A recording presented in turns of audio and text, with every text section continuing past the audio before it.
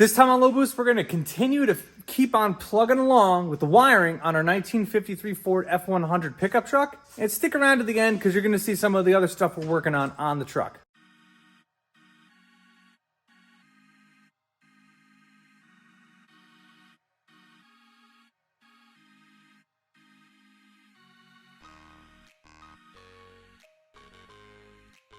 What's different about this truck than other 1953 F100s is that because the firewall on this truck is completely shaved, as I'll show you here, the firewall is completely shaved. So there's a little bit more customization that's going to be involved in getting the truck wired up and ready to go. This is currently a complete bird's nest inside, but stick around because we're going to actually show you how we can tuck this all up perfectly. Now, this is an American Auto Wire fuse box and a whole wiring harness. I love it. It's awesome. The only downside about it is it was supposed to be mounted over here and going through the firewall there, but obviously we're not doing that. So I ran it over here and then down, whereas you won't actually see it, and everything kind of comes out right underneath there. I have wires run to the back and to the front. And what I'm working on right now is the main fuse for the whole system. And because I'm trying to make everything all neat and clean, you know, I don't want to just mount the fuse here because it kind of looks like crap. I kind of want to keep this as nice and as clean as possible. So I'm going to mount some stuff in different places. When you do this, they give you this fuse that comes in a box. It's really cool. It's got nice covers on it here.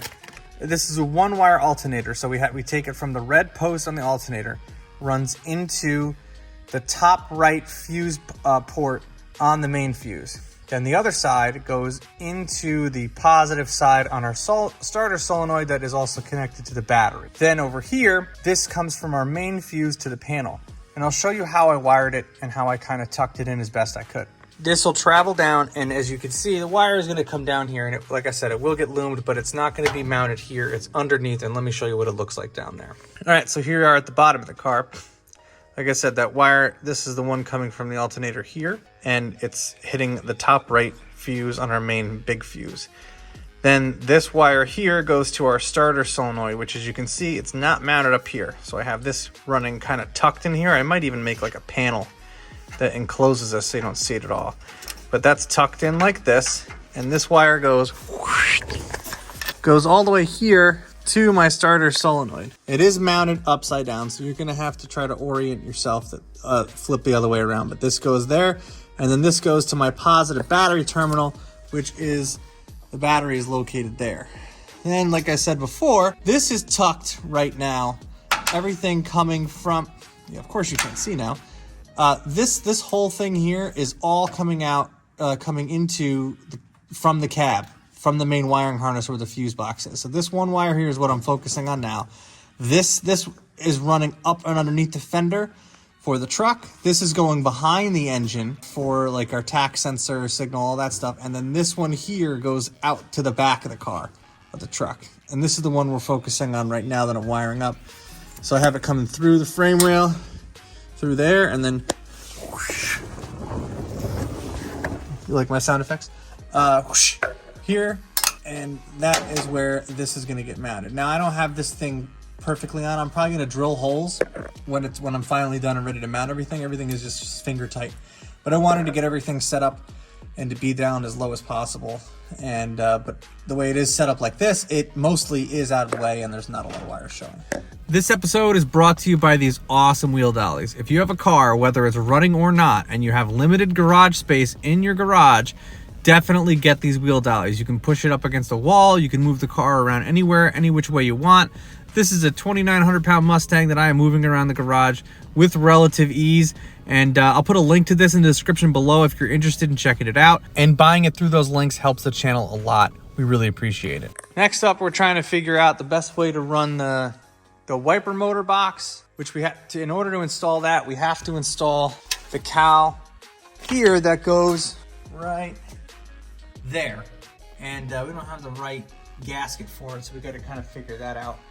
And then inside the truck, I think I'm going to run the heater hoses through here. I'm going to drill one big hole and run the heater hoses through there, and that'll go up and inside the fender well, and it won't be visible inside of here because this actually has a kick panel that covers everything here and then everything, all those other hoses will get run up and underneath here. So that's going to be a good way to run that.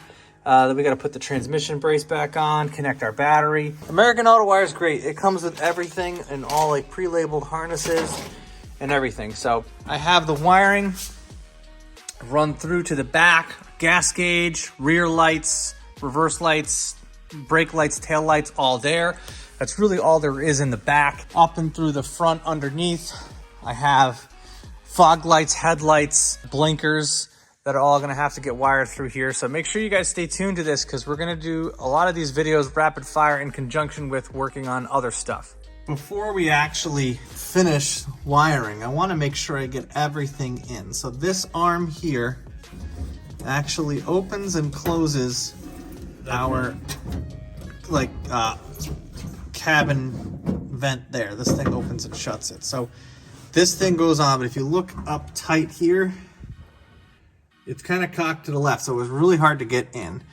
And then I have this arm that I have to bolt up that will bolt to this here. It's hard to show it on camera, so I'm just going to tell you guys this here. And then once that's on, this raises and closes the cowl on there. We're doing all this stuff now because it's a lot easier to do the rest of the wiring if we know exactly where all of our stuff is going to be for the air conditioning system and all that. So now that this is in, and that opens up the louver up here.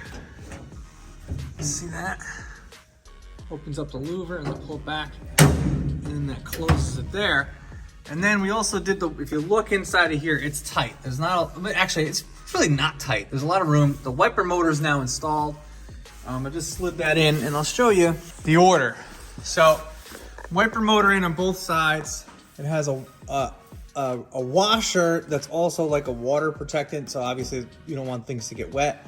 Then there's a ring, and then there's this nut that slides on top. Then we put the wipers down. So now that that's on, we still are gonna get I still gotta get a gasket for that, the louver.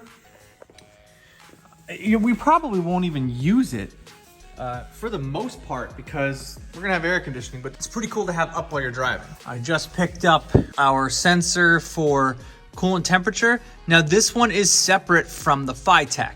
This one is gonna run specific through our American Auto Wire wiring harness, and that's gonna be visible in the dash. And then on the other side, in the back here, this one directly plugs into the Phytech EFI system. So we'll have two different places to monitor coolant temperature because not all the time, you don't want to have the dash up all the time on the Phytech. If you just want to cruise around and you're not really paying attention, you could just use the gauges in the car. So we want to maintain the gauges inside the car as well as have the Phytech monitor that stuff too. Here's a sneak preview on what we're working on next with the truck. So make sure you guys stay tuned. Thank you very much for watching, and I'll catch you in the next one.